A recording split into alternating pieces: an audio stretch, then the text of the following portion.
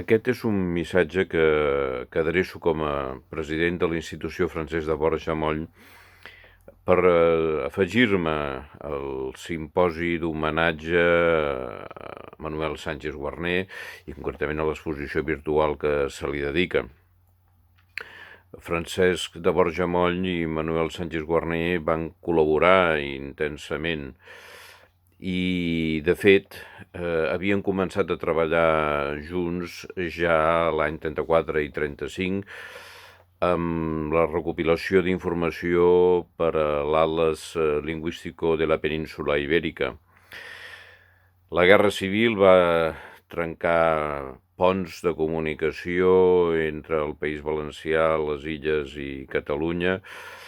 i aquell projecte que l'any 1901 havia donat a conèixer Antoni Maria Alcover amb la lletra de convit i que va quedar afectat per la mort de mossèn Alcover l'any 1932, es va trobar en unes circumstàncies adverses. Després de la guerra, l'any 1943, Manuel Sánchez Guarner va treballar a Mallorca conjuntament amb Francesc de Borja Moll i amb l'Aina Moll i Marquès per tirar endavant la represa, la continuïtat i la compleció d'aquesta obra magna.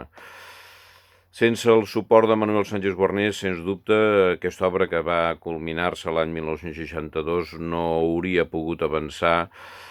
amb la qualitat i el temps en què finalment ho va fer. Per tant, la figura de Manuel Sánchez Guarner s'ha de posar en relleu sempre i molt especialment vinculada també, a més de les seves publicacions personals, en aquesta gran obra col·lectiva, en aquest monument viu a la llengua catalana, que és el Diccionari Català Valencià Balear. Des de la institució Francesc de Borja Moll, tot el nostre reconeixement, tota la nostra gratitud.